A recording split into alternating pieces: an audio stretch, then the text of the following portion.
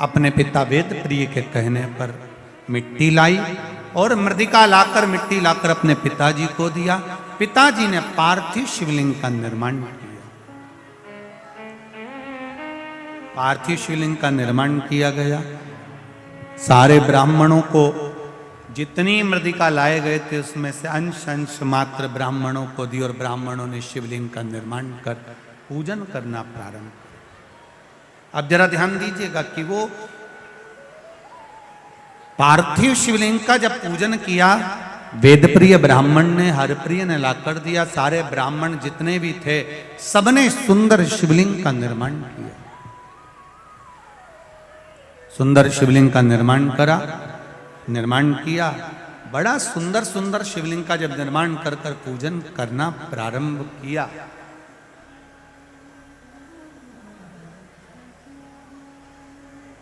उसी समय पर सारे ब्राह्मणों ने एक साथ भगवान शंकर की आराधना कर कर विनती करी, भोलेनाथ हे देवादिदेव महादेव कृपा करिए। देखिए, एक अकेले बैठकर भजन करना और एक सामूहिक बैठकर भजन करना, बहुत अंतर है। 3.5 करोड़ रोम छिद्र ये मनुष्य के शरीर पर हैं। 3.5 करोड़ रोम छिद्र मनुष्य के शरीर पर हैं। ये 3.5 करोड़ रोम छिद्र का जो पवित्र स्नान होता है वो भगवान के भजन से होता है। एक दिन में मनुष्य को 3.5 करोड़ बार भगवान का नाम लेना चाहिए, तब जाकर ये शरीर शुद्ध हो पाता है। अब 3.5 करोड़ बार तो कोई भगवान का नाम लेगा नहीं, तो क्या करना चाहिए? कथा में जाकर बैठ जाओ।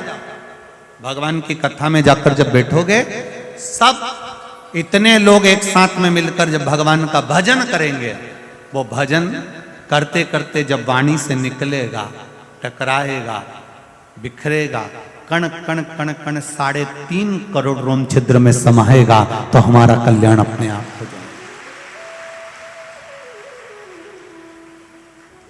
करो भजन भगवान का। प्रार्थना में वो बल है।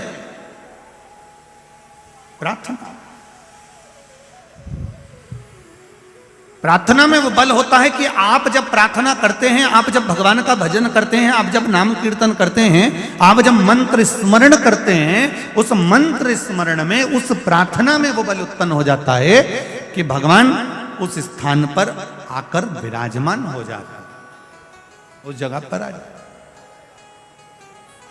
अभी कथा में वर्णन किया था इससे पहले, जो कानपुर की कथा हुई, उस कानपुर की कथा में कहा था हेलीकॉप्टर को उतारने के लिए हेलीपैड बनाया जाता है। बोलो जी सही है कि गलत है? ऐसा ग्राउंड देखा जाता है, फिर उसमें चूने से एच लिखा जाता है। क्या लिखते हैं? एच। देखा है आप लोगों ने कि नहीं देखा? किस किस ने देखा? जरा हाथ उठाओ। सबने देखा है? धरो धरो धरो धरो। एच बना होता है। एच का मतलब होता है हां, मतलब आप अपना हेलीकॉप्टर यहां पर उतार सकते हो। हेलीकॉप्टर वाला नीचे एच देखता है, हेलीपैड देखता है और हेलीकॉप्टर उतार लेता है। उसी तरह रोज प्रतिदिन मेरे देव अधिदेव महादेव माता पार्वती जी के साथ में भ्रमण के लिए जाते हैं। जहां ये शिव महापुराण की कथा होती हुई दिखती है, मेरे भोलेनाथ भी अपना हेलीकॉप्टर अपने नंदी को नीचे उतार ले। क्या मिलता है शिव महापुराण के पंडाल में? क्या मिलता है? कई लोग कहते हैं, इंदौर के लोगों के भी मुख में ये चर्चा चल रही होगी, क्यों जा रहे हैं इतने सारे लोग धक्के खाने के लिए?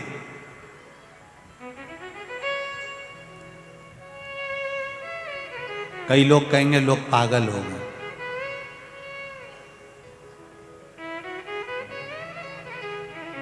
घर में टीवी पर भी तो कथा आ रही है, अपने अपने घर में क्यों नहीं सुन लेते? वहां रोड पर बैठे हुए हैं, दीवार पर चढ़े हुए हैं, मकान पर चढ़े हुए हैं, बाउंड्री पर चढ़े हुए हैं। अरे भाई,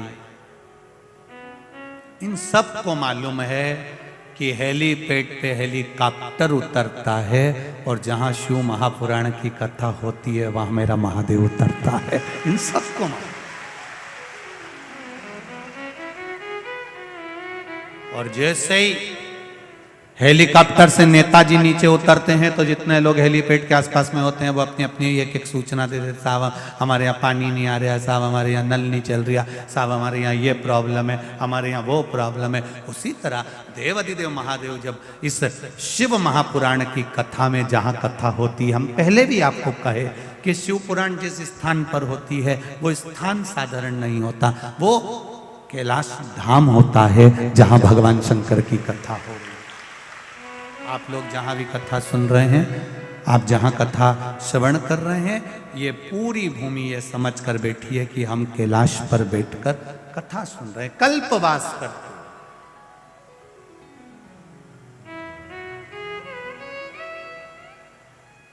शिव भगवान की कथा को सुन,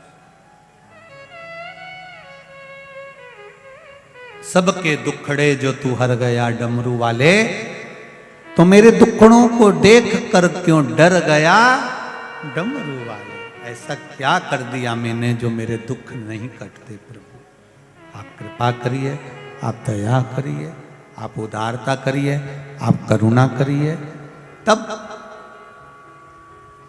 सबने ब्राह्मणों ने एक साथ भगवान शंकर को पुकारा। अभी तक दूषण नाम का राक्षस जो रत्नमाल पर्वत पर बैठता था, अब वो अवंतिका में अपना असली स्वरूप धारण कर कर घूम रहा है। आप देखिएगा जरा, ये शिव की कृपा है, ये शंकर की उदारता है, ये शंकर की करुणा है। अभी तक जो रूप बदल कर चल रहा था, अब उसका असली चेहरा भगवान शंकर की कृपा से सामने आ गया। अब वो राक्षस के रूप में घूम रहा, असुर के रूप। आपके साथ में अगर कोई बुरा करने वाला है, आपके साथ में अगर कोई गलत करने वाला है, आपके साथ में अगर कोई आपके लिए अपशब्द कहने वाला है, आपके लिए गालियां देने वाला है, वो कितना भी छुप कर दे ले, फिर मेरे महादेव की कृपा जिस दिन हो गई, वो अपने असली स्वरूप में प्रकट हो ही जाता है, सामने आ ही जाता है। करे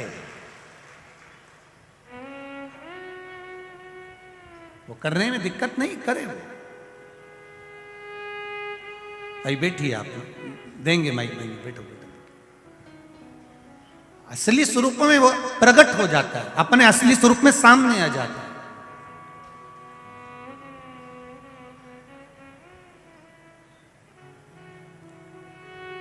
महाराज, राक्षस अपने असली स्वरूप में आ गया। अभी तक ज्योतिषी का रूप रख रहा था, ब्राह्मण का रूप रख रहा था, जोगी सन्यासी का रूप रख रहा था,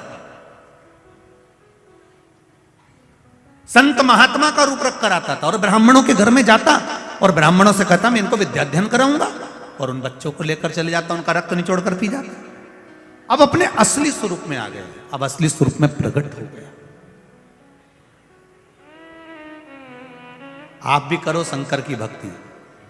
एक लोटा जल लेकर जब शिव जी के मंदिर में जाओगे ना, तो तुम्हारे सामने भी कई सारे राक्षस प्रकट हो जाएंगे, तुम्हारे सामने भी आएंगे।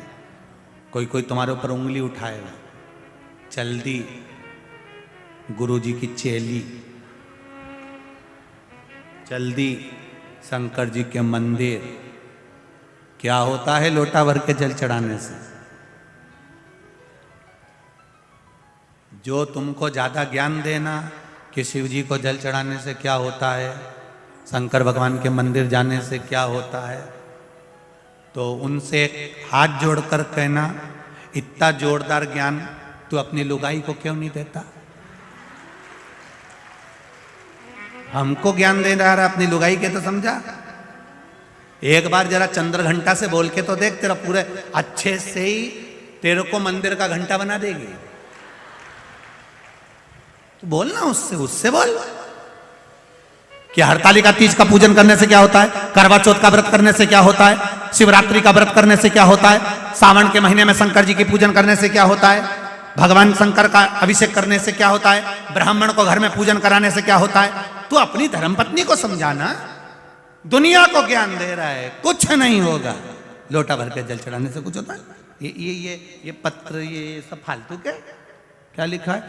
मैं सीमा राजकुमार नागपुर इंदौर से हूं। कहीं बैठी हो सीमा जी तो हाथ हिलाइएगा। आप ही हैं? श्री शिवाय नमस्तुभ्यम। दोनों हाथ हिला दो एक बार ऐसा। मैं सीमा राजकुमार नागपुर इंदौर से हूं। गुरुदेव को सादर प्रणाम। मुझे 3 साल पहले उल्टे ब्रेस्ट में गठान हो गई थी, जिसका ऑपरेशन कराने के बाद गठान की जांच कराई गई। जांच में कैंसर पाया गया। कैंसर 3रे स्टेज पर था। फिर डॉक्टर बोले आपका ब्रेस्ट निकलेगा। फिर मेरे ब्रेस्ट निकालकर ऑपरेशन हुआ। कीमोथेरेपी हुई। मुझे 8 किलोग्राम संग 8 कीमो लगे। 8 कीमो पूरे होने पर 2021 में मुझे फिर दूसरे ब्रेस्ट में गठान हो गई। तब मैंने 2021 से ही आपकी शिव महापुराण की कथा सुनना प्रारंभ कर दी। जब मेरे दूसरे ब्रेस्ट में गठान हो गई और फिर बताया, आपने टीवी पर जो उपाय बताया था वो करना प्रारंभ करा। एक बेलपत्री शिव जी को चढ़ाकर खाना, जल चढ़ाकर शिव जी को आना। मैंने करना चालू कर दिया। भोले बाबा को जल चढ़ाती, बेलपत्री खाती, बाबा से रोज विनती करती, बाबा से बेलपत्र मांग कर लाती, बाबा मुझे औषधि दे दो, मेरे शरीर में फिर गठान हो गई है, बाबा इसको गला दीजिए। यह मैं कुंदकेश्वर महादेव का नाम लेकर करती, जैसा आपने बताया था। बाबा को रोज बोल कर आती और औषधि बना दो बाबा, ऐसा कहकर लेकर आती। बाबा की कृपा गठान को गलाने का कहती। गुरुजी भोले बाबा ने ऐसी कृपा करी कि मैं वर्णन नहीं कर सकती। मेरी 1 महीने के अंदर जो दूसरी गठान हो गई थी, डॉक्टर को दिखाया तो पूरी गठान गल चुकी थी। मैं कैंसर से बच गई। मैं बाबा को यहाँ प्रणाम करने के लिए आई हूँ। गुरुदेव मुझे जमकर खांसी हो गई क्योंकि कैंसर का शरीर था।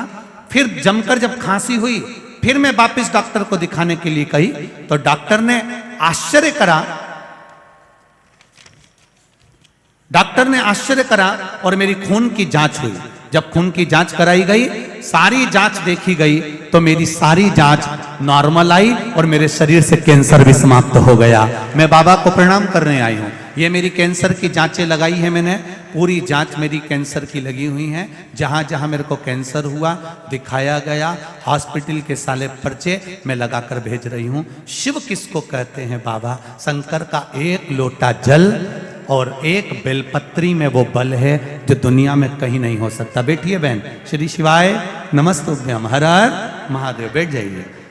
तेरी कृपा बिना न हिले एक भी लेते हैं श्वास, तेरी कृपा से जो तुमको ज्ञान दे।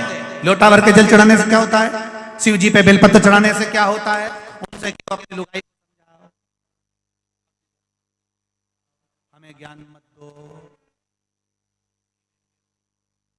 धर्म में अगर आदमी घुसता है, प्रवेश करता है, तुम कभी नहीं टोकते, पर सनातन धर्म में आगे बढ़ता है तो 25 बार उंगली उठाते हो। तुम सनातन धर्म के विरोधी हो।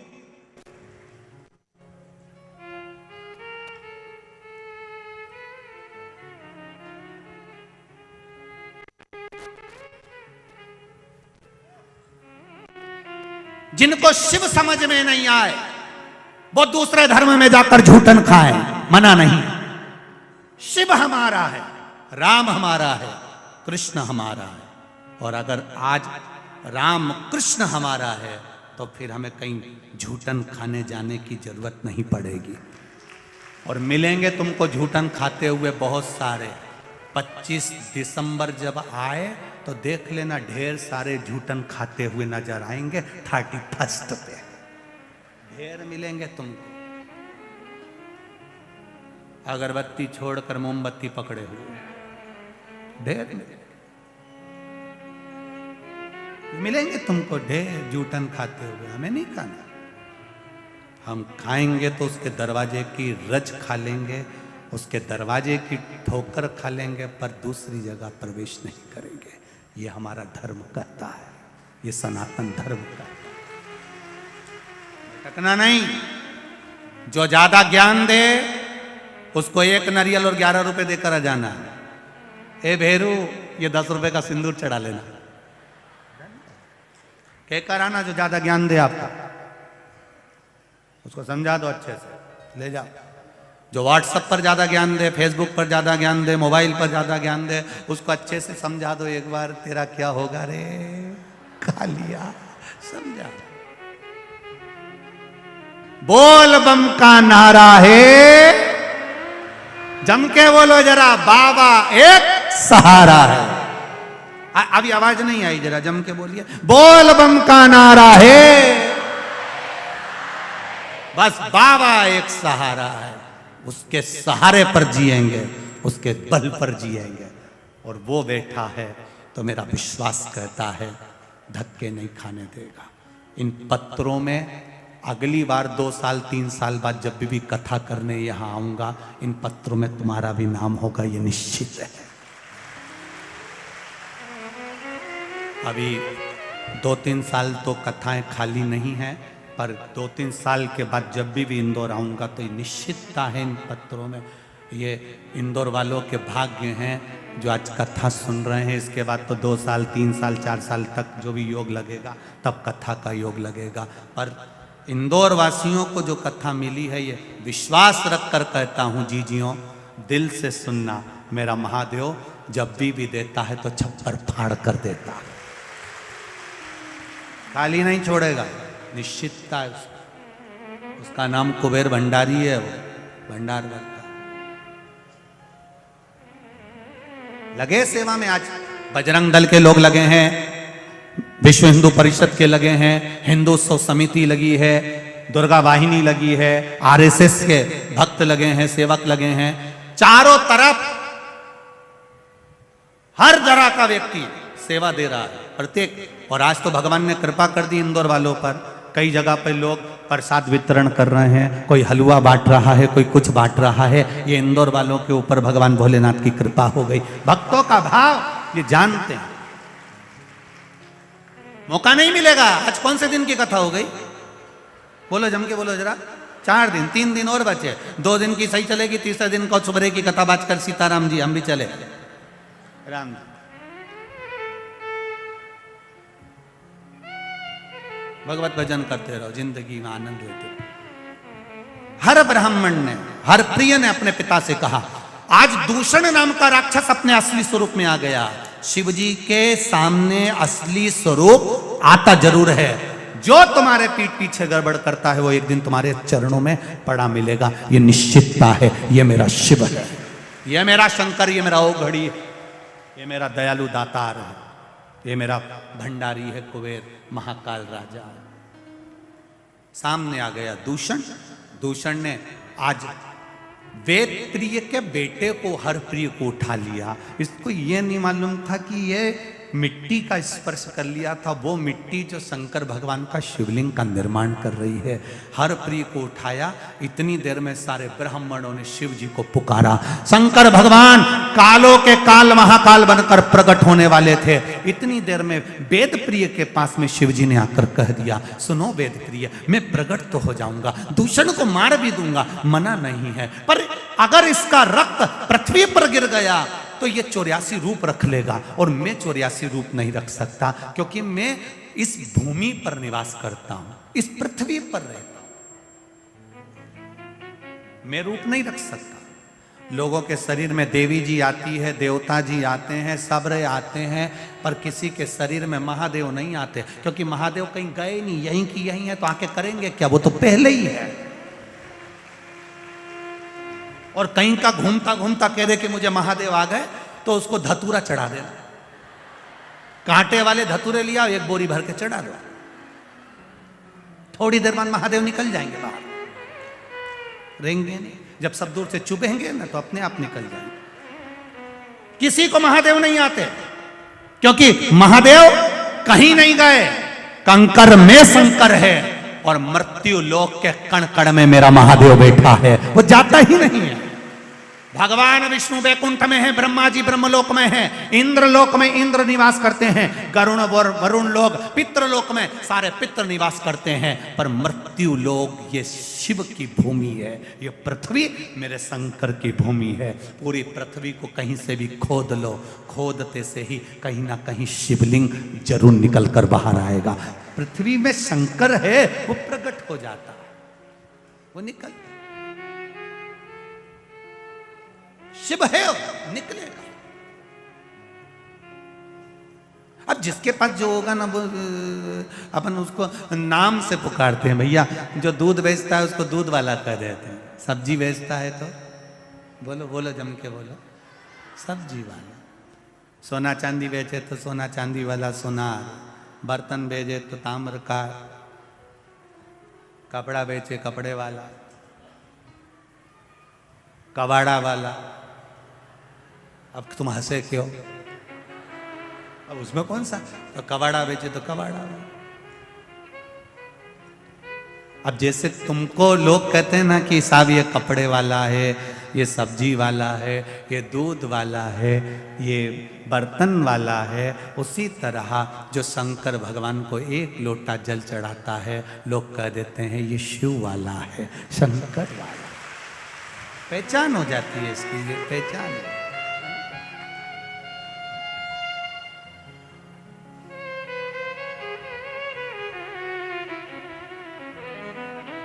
आप सब जाओ, मेरी बहन छिप्रिया से कहो, उसने तप करा। छिप्रिया घोर तप में बैठी है, घोर तप। आप छिप्रिया से कहो जब दूषण नाम का राक्षस मरेगा उसका रक्त भूमि पर गिरेगा, छिप्रिया पानी के रूप में आ जाए, उसको धो जाए। उसका तप बहुत प्रबल है, और छिप्रिया का अगर तप प्रबल है तो ये दूषण मर जाएगा। छिप्रिया में वो बल है। कहते हैं दुनिया के लोग कहते हैं साहब नर्मदा जी में बड़ा बल है, गंगा जी में बड़ा बल है, यमुना जी में बड़ा बल है। हम कहते हैं कोई जितनी संसार की पवित्र नदी हैं उनमें ये ऊंचा नीचा मत सोचो कि इसमें ज्यादा बल है, इसमें कम बल है।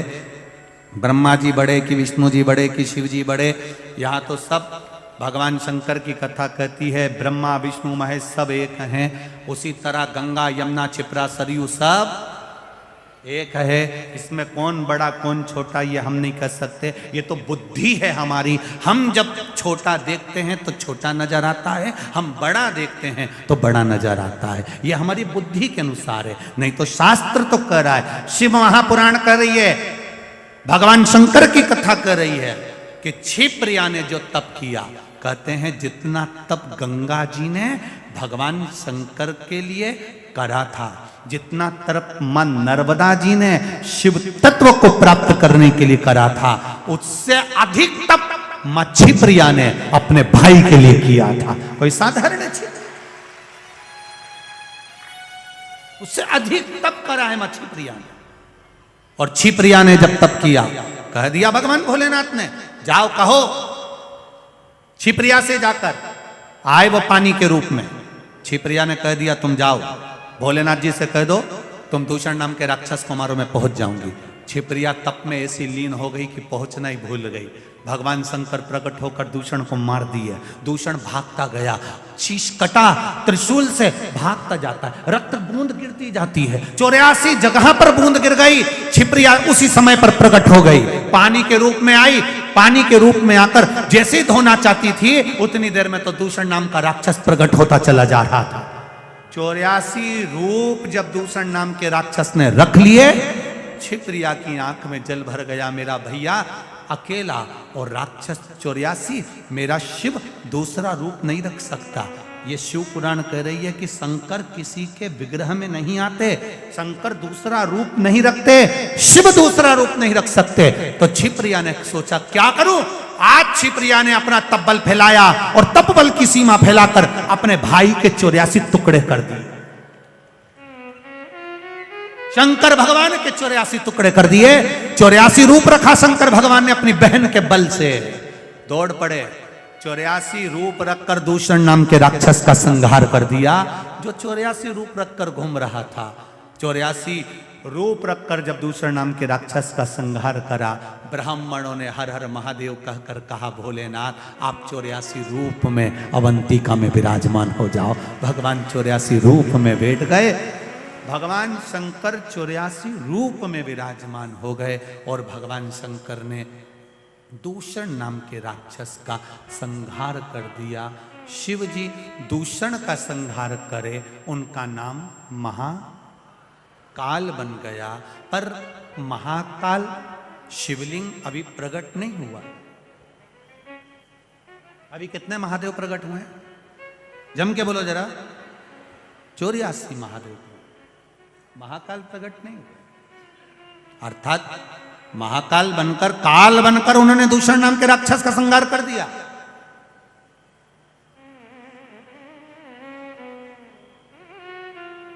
काल बनकर उन्होंने दूषण नाम के राक्षस का संहार करा है, पर अभी मेरा महाकालेश्वर का शिवलिंग नहीं बना है। 84 महादेव में बन गए, पर मेरा महाकाल अभी नहीं बना, अभी प्रकट नहीं हुआ।